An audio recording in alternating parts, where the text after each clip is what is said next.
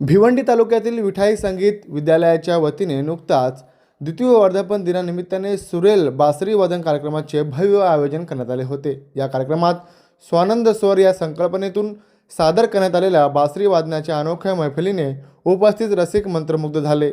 या विशेष कार्यक्रमात बासरी विशारद डॉक्टर संदीप अनंत भोर यांच्या शिष्यांनी अत्यंत सुरेख व मनमोहक बासरी वादन सादर केले। विविध रागांवर आधारित सादरीकरणामुळे संपूर्ण वातावरण संगीताच्या मधुर सुरांनी भारावून गेले। उपस्थित रसिकांनी टाळ्यांच्या कडकडाटात या सादरीकरणाला उत्साही असा प्रतिसाद दिला। बासरी विशारद डॉक्टर संदीप अनंत भोर यांनी आपल्या शिष्यांना दिलेले मार्गदर्शन, शास्त्रीय संगीताची केलेली साधना आणि विद्यार्थ्यांमध्ये संगीताची आवड निर्माण करण्यासाठी घेतलेले परिश्रम याबद्दल उपस्थितांनी त्यांचे विशेष कौतुक केले। त्यांच्या मार्गदर्शनामुळे अनेक विद्यार्थी बासरी वादनात प्रावीण्य मिळवत असून परिसरात शास्त्रीय संगीताची परंपरा जोपासण्याचे मोलाचे कार्य ते करत आहेत।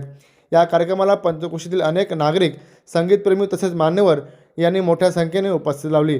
विशेष म्हणजे या कार्यक्रमादरम्यान संपूर्ण शिष्य या सर्वांचे पालक यांचा देखील सन्मान करण्यात आला। विठाई संगीत विद्यालयाने आयोजित केलेला हा सांस्कृतिक उपक्रम परिसरातील संगीत परंपरेला चालना देणारा असून तरुण पिढीला संगीताकडे प्रेरित करणारा स्तुत्य उपक्रम ठरला।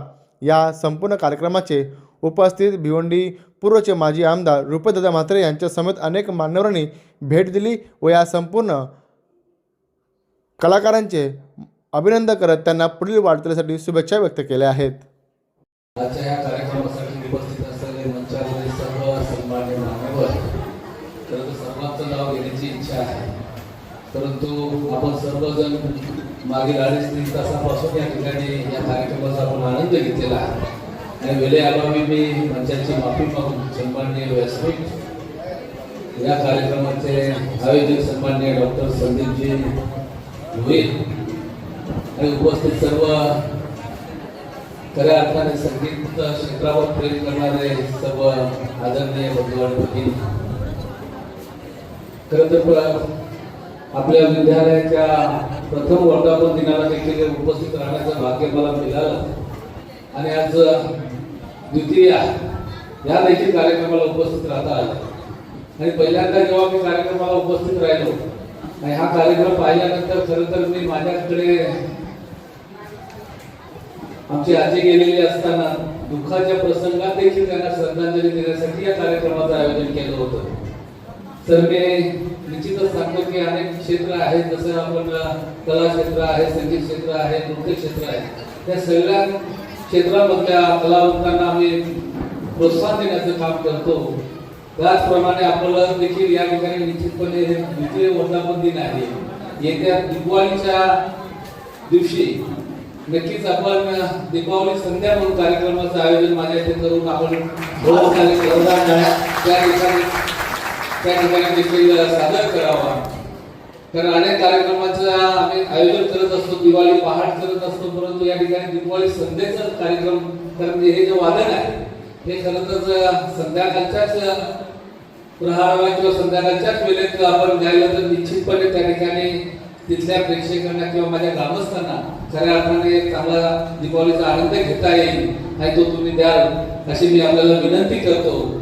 आणि आपल्या माध्यमातून खऱ्या अर्थाने जे विद्यार्थी शिकताय, मी मगाशी करसन ठाकरेशी चर्चा करत असताना सांगितलं की कला आहे खरं तर ईश्वराची देणगी आहे आणि ही देणगी सर्वांना मिळत नाही, आपल्याला मिळालेली आपण भाग्यवान आहात आणि निश्चितच ज्यांना ही कलेची देणगी मिळालेली आहे त्यांच्यामध्ये तमोगुण कमी होत असतात असं आमचा समज आहे आणि म्हणून ह्या विद्यालयाच्या माध्यमातून जे विद्यार्थी या ठिकाणी लहान विद्यार्थी देखील शिकत आहेत, खरं तर आमच्या गावातील आमचे आदर्श भगवान दादा आहेत, कृष्णा आहे, हे आमचं आम्ही बासरी वादन गावामध्ये ऐकतो, तर ते कधी कधी ऐकायला मिळतंय आणि निश्चितच ही लहान मुलं या ठिकाणी ह्या वाद्याच्या माध्यमातून कलाकारांना त्यांच्या वाव देण्याचं काम करतात आणि भविष्यामध्ये त्यांच्या माध्यमातून देखील चांगले कलावंत या ठिकाणी घडावे अशा मी त्यांना शुभेच्छा देतो आणि सर मी आपले आभार मानतो की आपण चांगल्या प्रकारे एवढे विद्यार्थी घडवण्याचं काम केलं।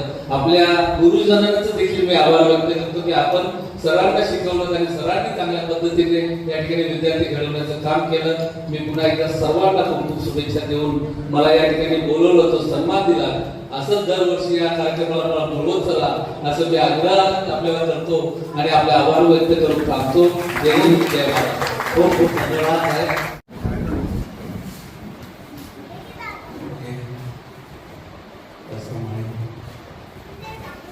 आमदार साहेब लोकेशजी आणि सर्व उपस्थित विद्यार्थी वर्ग आणि त्यांचे पालक आणि संदीप भैरांनी मगाशी आपलं सर्वांचं अभिनंदन आणि आपल्याला आपण आपल्या पाल्यांसकट इथे आला त्यांना प्रोत्साहन देत आहे त्याबद्दल धन्यवाद दिलेले आहेत.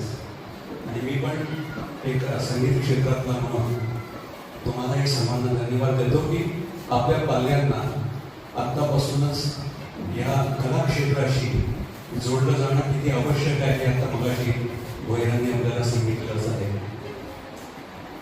विशेष उल्लेख मला करायचा आहे सगळ्याच लहान विद्यार्थी असतील मोठे एक दोन या संदीप भुले आणि त्यांच्या मुलाने जो एक कोलॅबोरेशनचा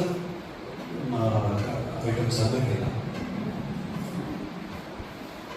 ह्यांच्या फुंकेतून वाजणारं वाद्य दुसरा व्यक्ती दुसरा कलाकार हाताळतो हे कसं बसतं कारण ह्यांची फुंक वेगळी आहे आणि दुसऱ्याची फुंक वेगळी आहे.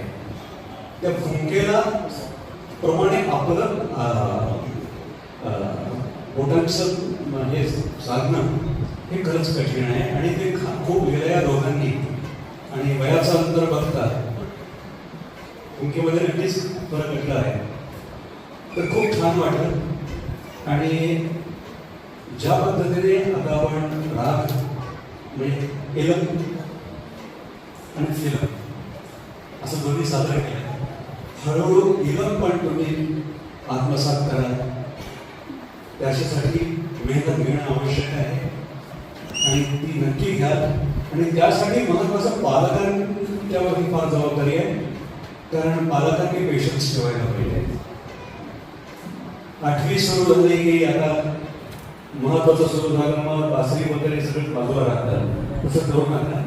त्याचं कारण कामात थोडा चेंज हा सुद्धा एक रिलॅक्सेशन असतं आणि संगीत असं आहे की उलट कॉन्सन्ट्रेशन जास्त चांगल्या पद्धतीने निर्णय होता. तेव्हा वर्धापन सुद्धा त्या हॉलमध्ये झालेलं आहे. मी संदीपला खूप खूप शुभेच्छा देतो आणि थोडक्यात मी दोन शब्द बोलतो थोडक्यात जास्त बोलणार नाही. ह्या आडगाव शिक्षण मंडळाच्या जागेचं भूमिपूजन आज त्यांची पुण्यतिथी आहे. शाहीरबाई शेख त्यांच्या पुण्यतिथी आहे आणि मला विशेष आनंद वाटतो की त्या पुण्यतिथीच्या निमित्ताने आपण हा कार्यक्रम आयोजित केलेला आहे आणि या शाळेची पुण्यभूमी शाहीरबाई शेख आरसी पाटील आणि ठाणे जिल्ह्याचे प्रमुख असलेले त्यावेळेचे त्यांच्या हस्ते आपण ह्या भूमिपूजन या शाळेचं भूमिपूजन केलेलं आहे